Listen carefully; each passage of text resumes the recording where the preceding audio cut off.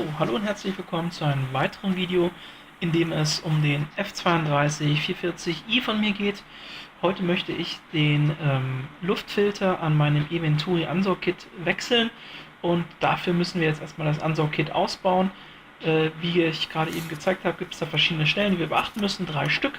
Wir fangen jetzt einmal an, hier unten an der Schlauchschelle die obere oder bei den beiden Schlauchschellen die obere der beiden Schlauchschellen zu lösen.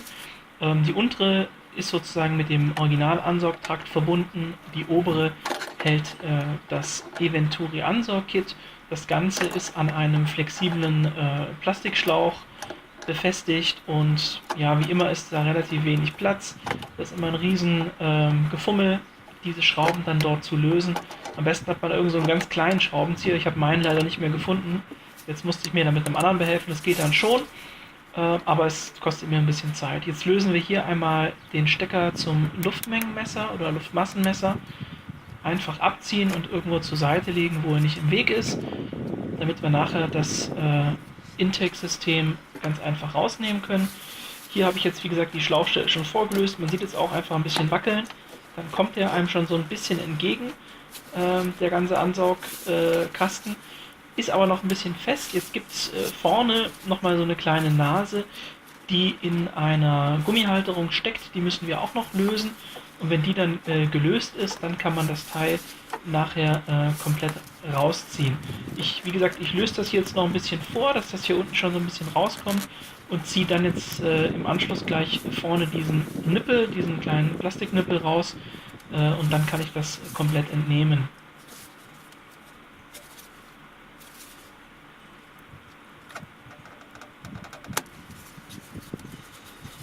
Hier sehen wir jetzt diesen Plastiknippel, den ich erwähnt habe, den habe ich jetzt hier nach oben, einfach nach oben weggezogen.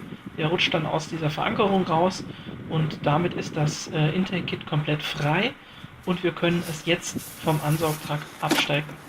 So, jetzt ist es abgesteckt und komplett lose und wir können es rausnehmen.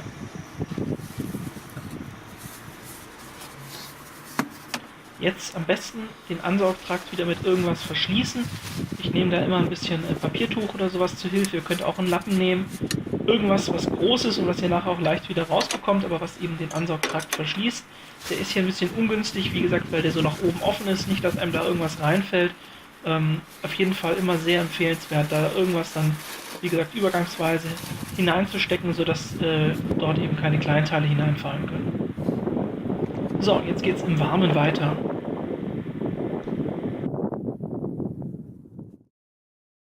Das ausgebaute Ansaugkit von eVenturi.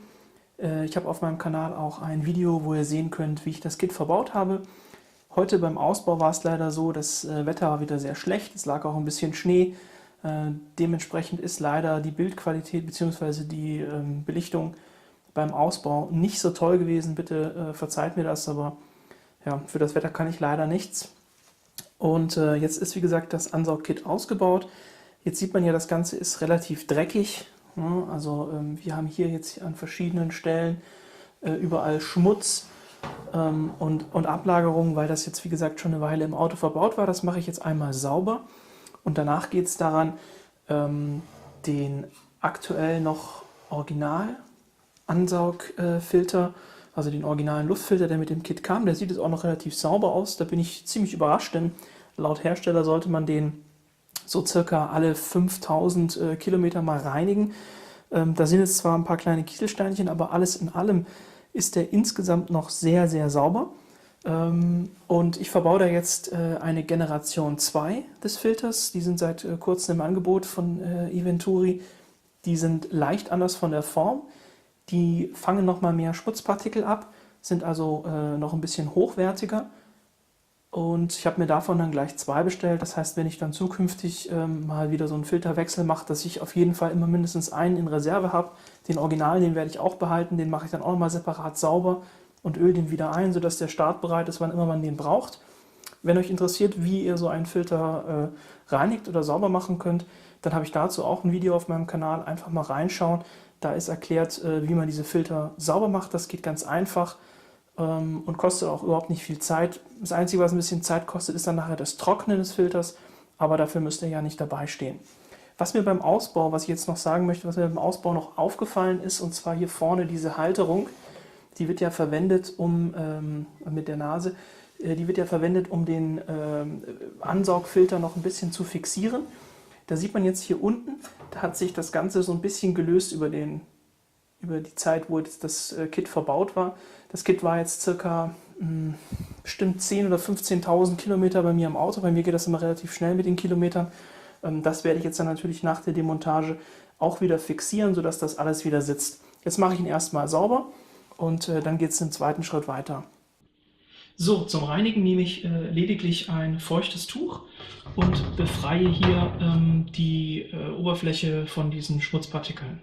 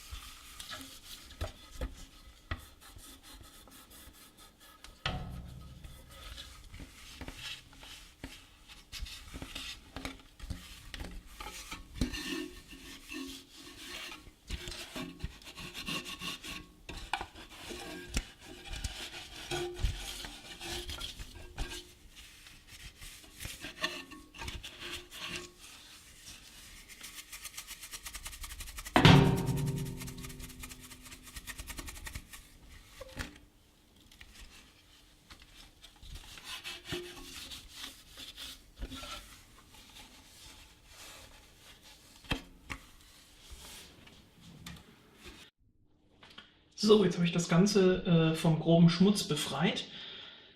Falls ihr euch jetzt wundert, warum ich denn überhaupt den ganzen Ansaugtrakt ausgebaut habe, das habe ich deswegen gemacht. Wenn man sich die Form hier mal anschaut und die Art und Weise, wie das im Auto verbaut ist, dann ist das ja so, dass das Ganze im Auto so ein bisschen abfallend drin sitzt, ne? Also ungefähr so leicht nach unten geneigt. Und ich hatte die Befürchtung, dass wenn ich jetzt die Schrauben hier löse, ich weiß ja nicht, wie das hier innen drin jetzt verschraubt oder gelöst ist. Ist das ein Gewinde? Ist da hinten vielleicht eine Mutter dran? Und wenn das jetzt leicht schräg im Auto sitzt, das werden wir jetzt gleich sehen, wie es befestigt ist. Aber meine Befürchtung war eben, wenn sich da zum Beispiel eine Mutter befindet, ich drehe hier die Schraube raus, die Mutter haut nach unten ab, fällt hier im ungünstigsten Fall mitten in den Ansaugtrakt und rutscht mir unten irgendwo, ja, wie gesagt, kurz vor die Drosselklappe oder irgend sowas. Das wollte ich auf jeden Fall vermeiden. Deswegen habe ich das ganze Ansaugsystem ausgebaut und werde jetzt dann hier sozusagen im Trockenen und wo ich das alles kontrollieren kann, schauen, dass ich den Filter hier tausche und mir da eben nichts irgendwo in den Ansaugtrakt fällt. Deswegen habe ich auch, wie ihr ja vorher gesehen habt beim Ausbau, den Ansaugtrakt wieder mit einem Tuch abgedeckt, sodass da auf jeden Fall nichts reinfällt. Was wir jetzt brauchen, ist nicht besonders viel. Das Ganze ist, wie gesagt, nur geschraubt. Wir sehen jetzt hier vorne, das sind entsprechend diese kleinen Hecksschrauben. Die werde ich jetzt lösen und dann müsste mir der Filter schon entgegenkommen. So, jetzt lösen wir also die erste Hecksschraube. Wie gesagt, die eine hier, die hatte sich ohnehin schon gelöst gehabt, weil das ja sich scheinbar durch die Vibrationen alles ein wenig schon frei vibriert hatte. So.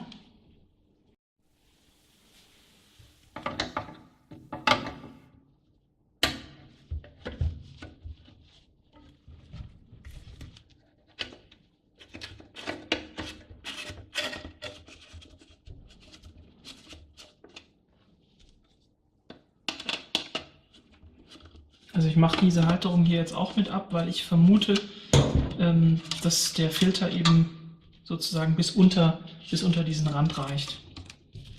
Ich kann jetzt nämlich sonst keine Kante erkennen.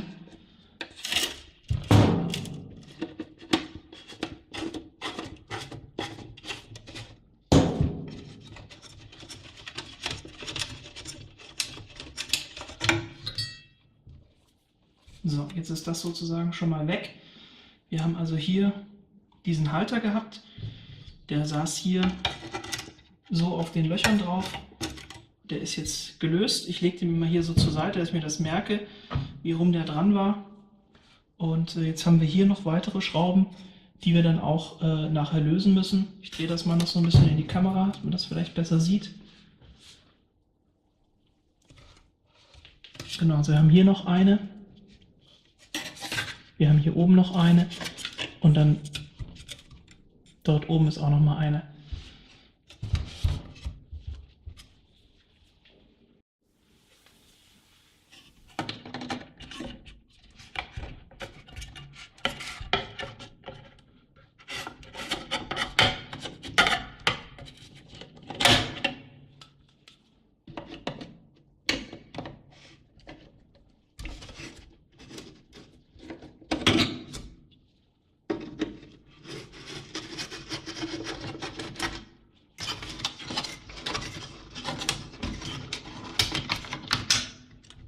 Jetzt sehen wir auch schon, das Ganze löst sich, das heißt, wir sind auf dem richtigen Weg.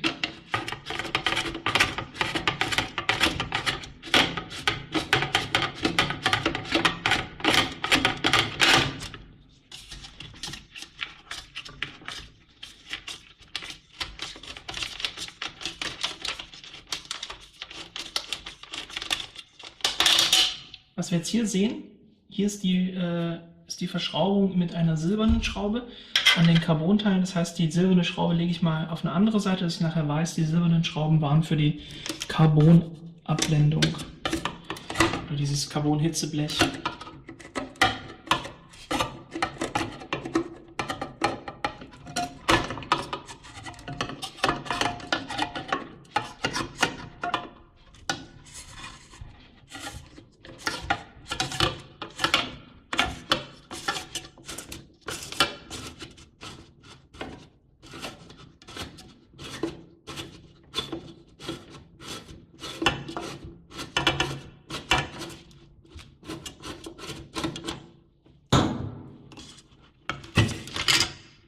So, wir haben also zwei silberne Schrauben für dieses, ja, ich weiß nicht, Hitzeblech kann es wahrscheinlich nicht sein. Ich denke mal, das wird so ein Spritzschutz oder sowas sein. Jetzt haben wir die kleine halbmondförmige Metall-Außenseite. Das müssen wir uns auch merken. Erst kommt die Metall, also von außen gesehen, hier kommt erst das Spritzschutzschild sozusagen. Dann kommt dieser Halbmond mit dem Metall, wobei man hier darauf achten muss, dass diese Seite mit der Vertiefung oder mit dieser Nase oder mit der Nut, dass die eben dann sozusagen in Richtung Ansaugtrakt zeigt. Und dann kommt nochmal so ein, ja, wie soll ich sagen, so eine Art Distanzring oder so ein Haltering. Und darunter befindet sich dann der eigentliche Luftfilter. Den nehmen wir jetzt raus. So, und jetzt sehen wir auch, wie das gelöst ist. Wir haben also tatsächlich hier drin ein Gewinde. Ich weiß nicht, ob man das jetzt sehen kann. Ich halte es mal ein bisschen schräg. Ich denke, so müsste man das erkennen, dass sich hier ein Gewinde befindet. Hinter jeder dieser Löcher, hinter jedem dieser Löcher ist so ein Gewinde. Das heißt, das ist sehr gut gemacht. Da hätte also auch im eingebauten Zustand eigentlich nichts passieren dürfen. Da fallen jetzt auch keine Späne oder irgendwas raus. Aber ja, lieber einmal zu viel aufgepasst als einmal zu wenig. Hier innen drin sehen wir jetzt auch, ich versuche das mal zu zeigen, den Luftmassenmesser. Wie gesagt, den habe ich ja jetzt auch drin gelassen. Der kann ja im Gehäuse verbleiben. Jetzt putze ich noch ein bisschen die Metallteile und dann zeige ich euch den neuen Filter. Das hier nochmal ist der alte Filter, das hier ist der alte Filter, der Originalfilter, der sozusagen mit dabei war in dem Kit. Der ist anders aufgebaut als der neue Filter, das werden wir gleich im Vergleich sehen, dann zeige ich ihn auch nochmal. Hier ist natürlich schön, hier ist ein sehr massives Metallelement, das sieht sehr hochwertig aus und wie gesagt, der Zustand ist jetzt wirklich noch tipptopp. Also hier drin sind ein paar kleine Steinchen, aber die Ölung ist noch gut vorhanden, das sieht man hier innen drin. Hier ist noch gar keine Schmutzablagerung zu erkennen, der ist noch schön kräftig rot. Also da sind diese 5000 Kilometer, die da angegeben werden, wirklich ja, extrem vorsichtig. Also wie gesagt, da war jetzt 10.000 oder 15.000 Kilometer drin und das sieht immer noch gut aus, aber trotzdem, man sollte natürlich immer kontrollieren. Jetzt mache ich sauber, dann geht es gleich weiter. So, hier in der weißen Box, da ist der neue Filter drin. Wenn ihr auch so ein Kit habt oder ein anderes Eventuri-Kit, Aktuell, wie gesagt, gibt es diese neue Filtergeneration und diese neue Filtergeneration, wie gesagt, die sollen etwas mehr Schmutzpartikel auffangen können. Außerdem sollen diese neue Filtergeneration ein wenig mehr Leistung produzieren. Kann ich mir jetzt nicht wirklich vorstellen, aber ist natürlich immer ein schöner Marketing-Slogan. Ich habe, wie gesagt, gleich 2 davon bestellt, einfach, dass ich auf jeden Fall immer eine in Reserve habe. Jetzt habe ich ja insgesamt 3, da sollte also nichts passieren.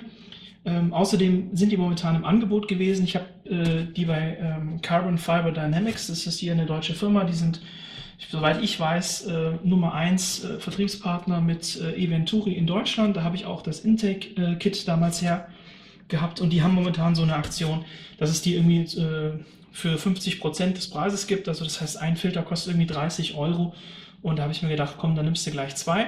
Jetzt schauen wir uns den mal an.